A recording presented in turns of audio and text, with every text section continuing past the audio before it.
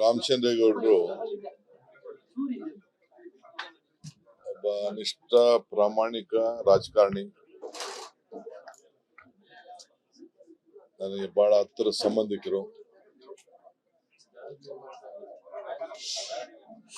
ಒಬ್ಬ ಕಾರ್ಪೊರೇಟರ್ ಆಗಿ ಬೆಂಗಳೂರು ನಗರದಲ್ಲಿ ಒಂದು ಸಣ್ಣ ಪ್ರತಿಯೊಬ್ಬ ಸಣ್ಣ ನಾಗರಿಕನಿಗೂ ಕೂಡ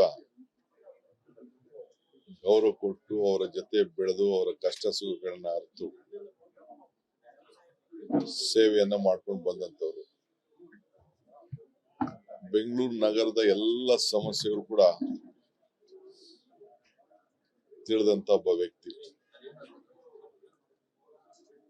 ಅವರು ವಿಧಾನ ಪರಿಷತ್ನಲ್ಲಿ ಬಹಳ ಬುದ್ಧಿವಂತರಿಂದ ವಿದ್ಯಾವಂತರಿಂದ ಆಯ್ಕೆಯಾಗಿ ಸೇವೆಯನ್ನ ಮಾಡಿ ಕೊನೆಗೆ ಸರ್ಕಾರದಲ್ಲೂ ಕೂಡ ಮಂತ್ರಿಯಾಗಿ ಸೇವೆಯನ್ನು ಮಾಡಿ ಅಪಾರ ಜನಸಾಮವನ್ನ ಬಳಗವನ್ನ ಕಟ್ಟಂತವ್ರು. ಈಗ ತಾನೇ ಸದಾನಂದ ಗೌಡ ಹೇಳ್ತಾ ಇದ್ರು, 85ರಲ್ಲಿ ಅವ್ರ ಎಲೆಕ್ಷನ್ ನಿಂತಾಗ, ಅಸೆಂಬ್ಲಿ ಎಲೆಕ್ಷನ್ ನಿಂತಾಗ ಬಸ್ ನಲ್ಲಿ ಬಂದು ಅವರ ಚುನಾವಣಾ ಪ್ರಚಾರ ಮಾಡಿ ಅವರು MLA ನಿಂತಾಗ ಬಂದಿದ್ರು ಅನ್ನೋದನ್ನ ಅವರು ನೆನೆಸ್ಕೊಳ್ತಾ ಇದ್ರು. ಹಂಗೆ ಅವರ ಸರಳತೆ ಆ ರೀತಿ ಇತ್ತು. ಅವರು ಒಂದು ದೊಡ್ಡ ಕುಟುಂಬದವರೇ. ಬೆಂಗಳೂರು ನಗರದಲ್ಲಿ ಅವ್ರ ಕುಟುಂಬ, ಅವರ ಮಂತನ ಕೂಡ ಬಹಳ ದೊಡ್ಡದೆ, ಸಣ್ಣ ಕುಟುಂಬ ಏನಲ್ಲ. ಅವರ ಬಹಳ ದೊಡ್ಡ ಅಭಿಮಾನ ಬಳಗ ಇದೆ. ಬಿಜೆಪಿ ಮತ್ತು ಯಡಿಯೂರಪ್ಪನವರು ಅವ್ರನ್ನ ಬಹಳ ಹತ್ತಿರದಿಂದ ಎಲ್ಲಾ ತೀರ್ಪುಗಳಲ್ಲೂ ಕೂಡ ವಿಶ್ವಾಸಕ್ಕೆ ತೆಗೆದುಕೊಳ್ತಾ ಇದ್ದು ನಾನೆಲ್ಲ ಗಮನಿಸಿದ್ದೇನೆ. ನಮ್ಮ ಹತ್ರ ಅನೇಕ ವಿಚಾರಗಳನ್ನು ಕೂಡ ಅವರು ಚರ್ಚೆ ಮಾಡ್ತಾ ಇದ್ರು. ನನ್ನ ಪ್ರಮಾಣ ವಚನ ಸ್ವೀಕಾರ ಸಂದರ್ಭದಲ್ಲಿ ಅವರು ಭಾಗವಹಿಸಬೇಕು ಅಂತ ಬಹಳ ಮನಸ್ಸಿನಲ್ಲಿ ಆತಂಕ ಇತ್ತು. ನನ್ನ ವೀಲ್ ಚೇರ್ ಎಲ್ಲಾರು ಕರ್ಕೊಂಡು ಹೋಗ್ರು ಅಂತ ಅಂದ್ಬಿಟ್ಟು ಎಲ್ಲ ನಮ್ಮ ನೆಂಟರುಗಳಿಗೆಲ್ಲ ಕೇಳಿದ್ರು. ನಾನು 2 ದಿನದಿಂದ ಅವನು ಭೇಟಿ ಮಾಡ್ಬೇಕು ಅಂತೇಳಿ ಪ್ರಯತ್ನ ಮಾಡಿದೆ. ಆದ್ರೆ ವಿಧಿ ಯಾರ್ದು ಅಲ್ಲ. ಸೊ ಕೊನೆ ದಿನಗಳಲ್ಲಿ ಅವ್ರ ಹತ್ರ ಮಾತಾಡ್ಬೇಕು ಅಂತ ನನಗೆ ಬಹಳ ಆಸೆ, ತವಕ ಎಲ್ಲ ಇತ್ತು.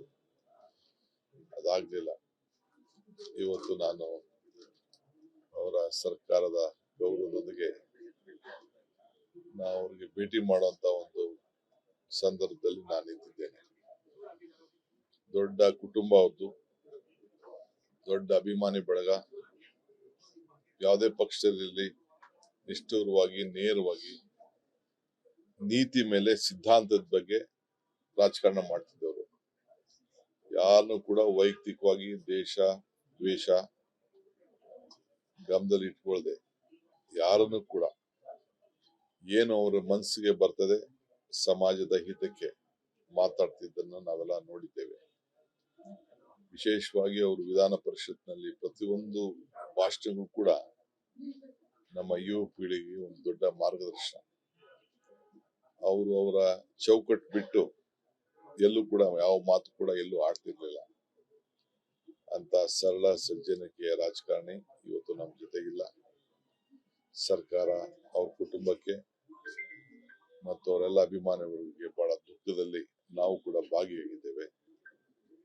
ಸೊ ದೇವರು ಅವರ ಕುಟುಂಬಕ್ಕೆ ಮತ್ತು ಅವರೆಲ್ಲ ಅಭಿಮಾನಿಗಳಿಗೆ ಈ ದುಃಖದಲ್ಲಿ ಅವ್ರಿಗೆಲ್ಲ ಕೂಡ ಶಾಂತಿ ಸಿಗಲಿ ಅಂತೇಳಿ ನಾನು ಪ್ರಾರ್ಥನೆ ಮಾಡಿ 4 ಮಾತು ಹೇಳಲಿಕ್ಕೆ ಬಯಸ್ತಾ ಇದ್ದೇನೆ.